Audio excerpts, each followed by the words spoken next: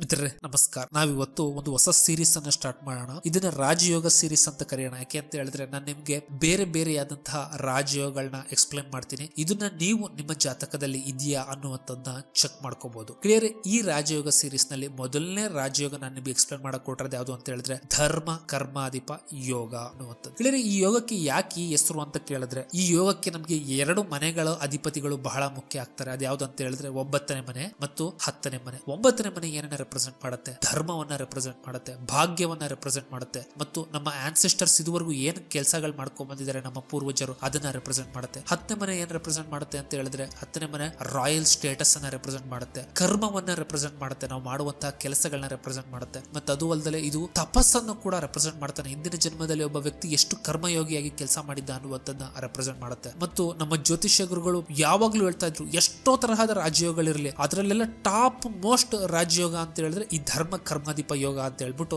ಸಾಕಷ್ಟು ಬಾರಿ ಹೇಳ್ತಿದ್ರು. ಯಾಕೆ ಅಂತ ಹೇಳಿದ್ರೆ ಮನುಷ್ಯನ ಕೇಂದ್ರಗಳೇನಿದಾವೆ 1, 4, 7, 10ರಲ್ಲಿ ಹೈಯೆಸ್ಟ್ ಪವರ್ಫುಲ್ ಕೇಂದ್ರ 10ನೇ ಮನೆ. ತ್ರಿಕೋಣಗಳು 1, 5, 9 ಇದರಲ್ಲಿ ಹೈಯೆಸ್ಟ್ ಪವರ್ಫುಲ್ ತ್ರಿಕೋಣ 9ನೇ ಮನೆ ಆಗಿರ್ತದೆ. ಸೊ ಹೈಯೆಸ್ಟ್ ಪವರ್ಫುಲ್ ತ್ರಿಕೋಣ, ಹೈಯೆಸ್ಟ್ ಪವರ್ಫುಲ್ ಕೇಂದ್ರ ಫಾರ್ಮ್ ಆಗಿ ಮಾಡ್ತಾ ಇದೆಯಲ್ಲ, ಅದಕ್ಕೆ ಇದು ಸ್ಟ್ರಾಂಗೆಸ್ಟ್ ರಾಜಯೋಗ ಒಂದು ಮನುಷ್ಯನ ಜಾತಕದಲ್ಲಿ ಇರುವಂತದ್ದಾಗಿರ್ತದೆ. ಗೆಳೆಯರೆ, ಈ ರಾಜಯೋಗ 3 ತರದಲ್ಲಾಗುತ್ತೆ. ಮೊದಲನೇದು ಏನಂತ ಹೇಳಿದ್ರೆ 9ನೇ ಮನೆ ಅಧಿಪತಿ 10ನೇ ಮನೆಯಲ್ಲಿದ್ದು 10ನೇ ಮನೆ ಅಧಿಪತಿ 9ನೇ ಮನೆಯಲ್ಲಿತ್ತು ಅಂತ ಹೇಳಿದ್ರೆ ಇದನ್ನ ಪರಿವರ್ತನ ಯೋಗ ಅಂತ ಕೇಳ್ತಾರೆ. ಯಾವಾಗ ಈ 2 ಮನೆ ಅಧಿಪತಿಗಳು ಪರಿವರ್ತನದಲ್ಲಿರ್ತದೋ ಆಗ ಹೈಯೆಸ್ಟ್ ಸ್ಟ್ರಾಂಗ್ ಆಗಿರುವಂತಹ ರಾಜಯೋಗ ಫಾರ್ಮ್ ಆಗುತ್ತೆ. ನೆಕ್ಸ್ಟ್ ಒಂದು ಲೆವೆಲ್ ಕಡಿಮೆ ಏನು ಅಂತ ಹೇಳಿದ್ರೆ ಈ 9ನೇ ಮನೆ ಮತ್ತು 10ನೇ ಮನೆಯ ಅಧಿಪತಿ ಒಟ್ಟಿಗೆ ಕುಳಿತುಕೊಳ್ಳುವಂಥದ್ದು, ಅಂದ್ರೆ ಕಂಜಕ್ಷನ್ ಅಲ್ಲಿ ಇರುವಂತದ್ದು. ಇದು ಆದಷ್ಟು ದುಷ್ಟಾನಗಳಲ್ಲಿ ಇಲ್ಲ ಅಂತ ಹೇಳಿದ್ರೆ ತುಂಬಾ ಒಳ್ಳೇದು. ಕೇಂದ್ರಗಳಲ್ಲಿತ್ತು ಅಂತ ಹೇಳಿದ್ರೆ ಬೆಸ್ಟ್, ತ್ರಿಕೋಣಗಳಲ್ಲಿತ್ತು ಅಂತ ಹೇಳಿದ್ರೆ ಸೆಕೆಂಡ್ ಬೆಸ್ಟ್, ದುಷ್ಟಾನಕ್ಕೆ ಬಂತು ಅಂತ ಹೇಳಿದ್ರೆ ಇವು ಸ್ವಲ್ಪ ಪವರ್ ಅನ್ನ ಕಳ್ಕೊತವೆ ಅನ್ನುವಂಥದ್ದು. ಮಿತ್ರರೇ, ಇನ್ನ 3ನೆಯ ಒಂದು ಲೆವೆಲ್ ಅಲ್ಲಿ ಬರುವಂತದ್ದು ಈ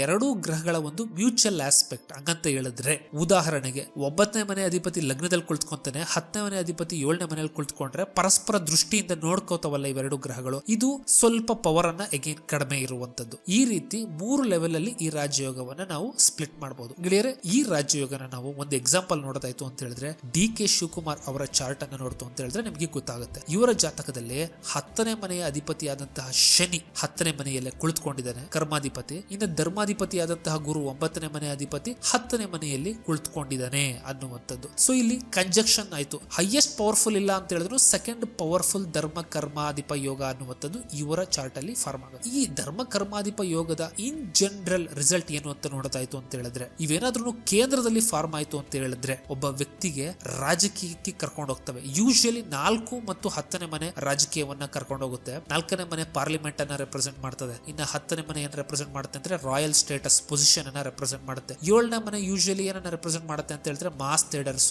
ಬಿಸ್ನೆಸ್ ಪರ್ಸನ್ಸ್ ಇದನ್ನ ರೆಪ್ರೆಸೆಂಟ್ ಮಾಡುತ್ತೆ. ಲಗ್ನ ಏನನ್ನ ರೆಪ್ರೆಸೆಂಟ್ ಮಾಡುತ್ತೆ ಅಂತ ಹೇಳಿದ್ರೆ ಅನ್ಲಿಮಿಟೆಡ್ ಫೇಮ್ ಅನ್ನ ರೆಪ್ರೆಸೆಂಟ್ ಮಾಡುತ್ತೆ. ಸೊ ಕೇಂದ್ರದಲ್ಲಿ ಫಾರ್ಮ್ ಆಯ್ತು ಅಂತ ಹೇಳಿದ್ರೆ ಹೈಯೆಸ್ಟ್ ಪೊಟೆನ್ಶಿಯಲ್ ಅಲ್ಲಿ ರಿಸಲ್ಟ್ ಕೊಡ್ತವೆ. ತ್ರಿಕೋಣದಲ್ಲಿ ಫಾರ್ಮೇಶನ್ ಆಯ್ತು ಅಂತ ಹೇಳಿದ್ರೆ ಇಂತಹ ವ್ಯಕ್ತಿಗಳು ಮೋಸ್ಟ್ಲಿ ಆಧ್ಯಾತ್ಮಿಕದಲ್ಲಿ ಅಥವಾ ಆಧ್ಯಾತ್ಮಿಕಕ್ಕೆ ಸಂಬಂಧಪಟ್ಟಂತಹ ಕೆಲಸವನ್ನ ಫಾರ್ಮ್ ಮಾಡ್ತಾರೆ. ಯಾಕಂತ ಹೇಳಿದ್ರೆ ತ್ರಿಕೋಣಗಳು ಆಧ್ಯಾತ್ಮಿಕವನ್ನ ಅಥವಾ ಈ ಜಪ ತಪ ಇಂಥವುಗಳನ್ನ ರೆಪ್ರೆಸೆಂಟ್ ಮಾಡೋದ್ರಿಂದ ಇಂಥವು ಕಡೆ ಒಬ್ಬ ವ್ಯಕ್ತಿ ಪ್ರಬಲವಾಗಿ ಮುನ್ನುಗ್ತಾನೆ ಅನ್ನುವಂಥದ್ದನ್ನ ಹೇಳ್ಬೋದು. ಎಸ್ಪೆಷಲಿ ಇಂತಹ ವ್ಯಕ್ತಿಗಳು ಯೂಶಲಿ ತಾವು ಮಾಡುವಂತಹ ಪ್ರತಿಯೊಂದು ಕರ್ಮದಲ್ಲೂ ಧರ್ಮವನ್ನ ಹುಡುಕೋದ್ರಿಂದನೇ ಇದು ಧರ್ಮ ಕರ್ಮಾಧಿಪ ಯೋಗ ಆಗುತ್ತೆ.